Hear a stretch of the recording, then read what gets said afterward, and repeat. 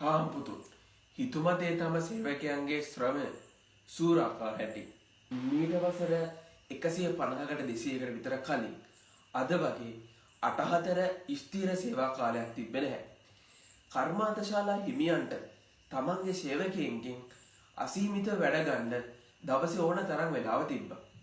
ඉතින් කර්මාන්තශාලා හිමියෝ කරේ මේ තමන්ගේ සේවකයන්ගෙන් දවස පුරාවටම අසීමිත වැඩ ගන්න එක.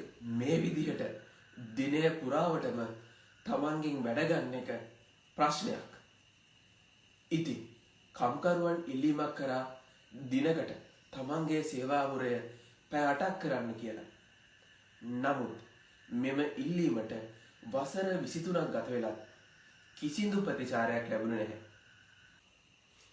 මේ අසාධාරණට විරුද්ධව තමන්ගේ සේවා කාලය දිනකට පැය 8ක් කරන්න කියලා කම්කරුවන් උද්ඝෝෂණය කරා.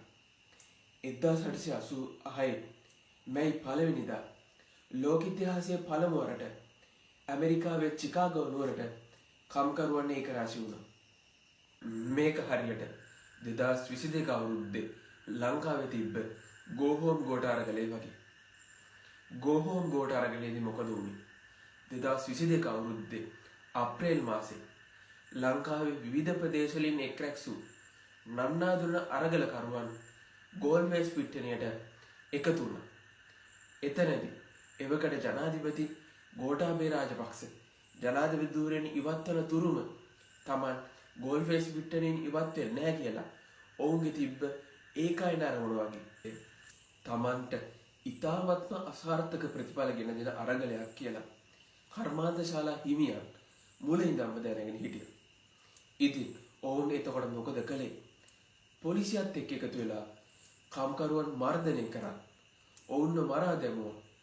අරගලේ මර්ධනය කළා. මේ විදිහට තමන්ව කුරුළු ලෙස ඝාතනය කිරීමට විරුද්ධව කම්කරුවන් ඉතා විශාල ප්‍රමාණයක් හේමාකට් චතුරස්‍රයට එකතු වුණා. ඔන්න දැන් මෙතනදී තමයි මේ සිදුවීමේ උච්චතම අවස්ථාව වෙන්නේ.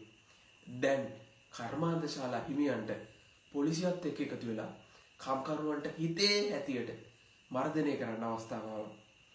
ඉතින් ඔවුන් මොකද කළේ? කම්කරුවන් මරා දැමුවා. වෙඩි තිබ්බා.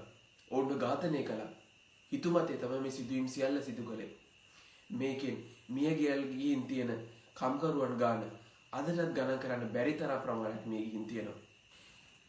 මේ ඝාතන සිදුවීමෙන් පස්සේ මේ අරගලයේ මෙහෙ වෙච්ච අරගල නායකයින් අත්අඩංගුවට ගත්තා. මේ සියලු කම්කරු නායකයින්ට විරුද්ධව නඩු විභාග පවත්වලා ඔවුන්ව සිරබාරයට ගන්න අධිකරණ නියම කළා. ඔයාලට තේරෙනවා ඇති මේ සිදුවීම් සියල්ලම ඉතාමත් අසාධාරණ සිදුවීම්. කම්කරුවන් එළියට බැස්සේ පැය 8ක සාධාරණ සේවා මුරයක් ඉල්ලලා. ඒකට විරුද්ධව අන්තිමට ඔවුන් ඒක කරපු නායකයින් පවා සිරදඬුවම් නියමුණා. මේ සිදුවීම් තමයි අද අපි හැමෝම නිවාඩු ගන්න. අද අපි හැමෝටම කම්කරු දිනයක් වෙච්ච මැයි 1 වෙනිදාට මුල් වීජ බැපිරුණු දිනේ. මේ සිදුවීම නිසා 1889 දී රැස් වෙච්ච ජාත්‍යන්තර කම්කරු සංවිධානය තීරණය කරා පැය 8ක සේවා මුරයක් වෙනුවෙන් රුධිරය කැප කළ සියලුම කම්කරුවන් සිහි කරන්න. ඒකෙන් තමයි ජාත්‍යන්තර කම්කරු දිනය කියන එක ලෝකෙට හඳුන්වලා දුන්නේ. එදායින් පස්සේ මැයි මාසේ 1 වෙනිදා කම්කරුවන් වෙනුවෙන් වෙන් වෙලා තියෙන දිනයක් විදිහට පාදක වුණා. ඉතින් ඒ දිනේ අපි ඒ සියලුම කම්කරුවන් සිහි කළ යුතුයි. අපේ සියලුම කම්කරුවන්ට ගෞරව කළ යුතුයි. ඔවුන්ගේ අයිතිවාසිකම් අපි සුරැකිය යුතුයි.